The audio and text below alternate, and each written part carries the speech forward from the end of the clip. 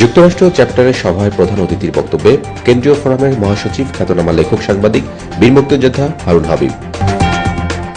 Sector commanders forum মুক্তিযুদ্ধ ৭১-এর যুক্তরাষ্ট্র চ্যাপ্টারের সভায় প্রধান অতিথির বক্তব্যে কেন্দ্রীয় ফোরামের মহাসচিব খ্যাতনামা লেখক সাংবাদিক বীর মুক্তিযোদ্ধা হারুন হাবিব বলেছেন, ৭৫-এ ১৫ই আগস্ট জাতির জনক বঙ্গবন্ধু শেখ মুজিবকে নৃশংসভাবে হত্যার পর মুক্তিযোদ্ধা এবং মুক্তিযুদ্ধ নিয়ে ব্যাপক অপপ্রচারণা চলেছে। ফলে একটি বিরাট সংখ্যক তরুণের মনে এক ধরনের মানসিক বৈকল্য তৈরি হয়েছে। আমাদের ইতিহাসের সৌভাগ্য হচ্ছে যে আবার মুক্তিযুদ্ধের ইতিহাসের যে শক্তি সেটি নিজেই মাটি খুঁড়ে বেরিয়ে এসেছে। এখন মুক্তিযোদ্ধারা নিজের যেমন সম্মান বোধ করেন, অন্যরাও মুক্তিযোদ্ধা এবং মুক্তিযুদ্ধকে সম্মান করেন। রাজনৈতিক কারণে কেউ ভয় করেন, আবার কেউ ঘৃণা করেন। আরেকটি বাস্তবতা হচ্ছে ৫০ বছর চলছে আমাদের বাংলাদেশ এতটাই দুর্ভাগা যে এখনও সে দেশে জাতীয় স্বাধীনতার পক্ষে এবং বিপক্ষে এই কথাগুলো আমাদের বলতে হচ্ছে। সবচেয়ে বড় দায়িত্বটাই আপনার সেক্টর কমান্ডার ফোরাম পালন করছে। কংগ্রেস সহ ৭টা স্টেট থেকে প্রক্লেমেশন এবং রেজুলেশন, এটা কিন্তু অনেক বড় কাজ। আমরা ১ কোটি মানুষকে নিয়ে একটা মিটিং করলে যা হবে। স্বাধীনতার সুবর্ণ জয়ন্তী এবং বঙ্গবন্ধুর জন্মশতবার্ষিকী উপলক্ষে সেক্টর কমান্ডার্স ফোরামের উদ্যোগে নিউ ইয়র্কে একটি সেমিনারের প্রস্তুতি সভা অনুষ্ঠিত হয় ৯ অক্টোবর। সেখানে হারুন হাবিব সকলকে অনুরোধ জানিয়েছেন প্রবাস প্রজন্মকে বীর মুক্তিযোদ্ধাগণের সকল কর্মকাণ্ডে সম্পৃক্ত করার জন্য। এ লক্ষ্যে মুক্তিযোদ্ধা সন্তান প্রজন্ম কমান্ড গঠনের গুরুত্বারোপ করা হয়। কার্যক্রম যেটা আমরা দেশেও দেখি, আমরা সবসময় আমাদের মিডিয়াগুলো তো তার রিফ্লেকশন হয়। আমরা খুব খুশি যে এই সংগঠনটা অত্যন্ত ভালো কাজ করছে, এটা আমরা লক্ষ্য করি।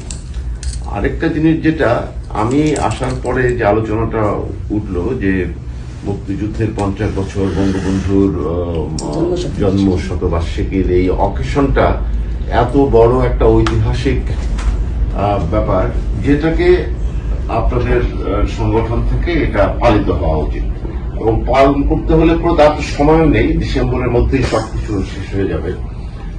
তারপরে তো আরেক শতাব্দী আরেকটি আসবে। তো আমি, আপনারা যদি মনে করেন, আমি নিশ্চয়ই, যেহেতু আমি লেখালেখির মানুষ, মুক্তিযুদ্ধ নিয়ে চর্চা করি, আমি নিশ্চয়ই মূল প্রবন্ধটা লিখব এবং সেটা আপনাদের আগে পাঠাবো। সেটা যারা নির্ধারিত আলোচক থাকবেন তাদের কাছে আপনারা আগে যদি পাঠিয়ে দেন, তাদের আলোচনার সুবিধাটা শুনবেন। এবং আরেকটা জিনিস, যেহেতু লাবলু সাহেব যেটা উল্লেখ্য, নভেম্বরের প্রথম সপ্তাহে সেমিনারটি হবে। এই প্রস্তুতি সভায় সভাপতিত্ব করেন ফোরামের প্রেসিডেন্ট বীর মুক্তিযোদ্ধা রাশেদ আহমেদ এবং পরিচালনা করেন সেক্রেটারি বীর মুক্তিযোদ্ধা রেজাউল বারী। আলোচনায় অংশ নেন ফোরামের নির্বাহী সদস্য বীর মুক্তিযোদ্ধা লাবলু আনসার, ভাইস প্রেসিডেন্ট বীর মুক্তিযোদ্ধা আবুল বাশার চুন্নু, কোষাধ্যক্ষ বিশ্ববাংলা 24 টিভির সিইও আলিম খান আকাশ, মহিলা সম্পাদক সবিতা দাস, সম্পাদক মণ্ডলের সদস্য বীর মুক্তিযোদ্ধা এনামুল হক, বীর মুক্তিযোদ্ধা শহীদুল ইসলাম, বীর মুক্তিযোদ্ধা নাজিম উদ্দিন, বীর মুক্তিযোদ্ধা শামসুল আলম চৌধুরী, মুক্তিযোদ্ধা সন্তান প্রজন্ম কমান্ডের আহ্বায়ক আশরাফ আলী খান লিটন, এহসানুল কবির, সংযুক্ত আরব আমিরাত বঙ্গবন্ধু পরিষদের নেতা আবুল হাশেম ভুইয়া প্রমুখ।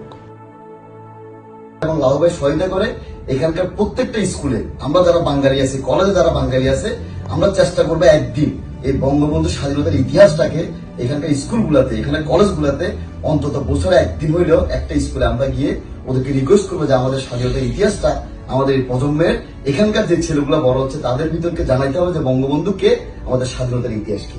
এই জিনিসটা আমি ব্যক্তিগত, যে আপনারা আমাকে দায়িত্ব দেন, আমি এটা আমার চেষ্টা করব। আর আপনারা যে উদ্যোগ নিয়েছেন, এই উদ্যোগে আমার সর্বাত্মক সহায়তা থাকবো। আর আমরা আসলে এই যে বঙ্গবন্ধু সন্তান কমিটিটা হচ্ছে করি, আমরা করতে পারতেছি না, হয় কি জানেন, এটা কর্মব্যস্ততার সময়, এখানে কেউ কাউকে সময় ম্যানেজ করে। যেমন আজকে একটা ছেলে আসার কথা, 5টা ছেলে আসার কথা, তারা গাড়ি চালায়, তারা বলতেছে আমরা পারবো না। তা আমি আপনাদের কাছে শুরু করবো, আপনারা শুরু করে দেন।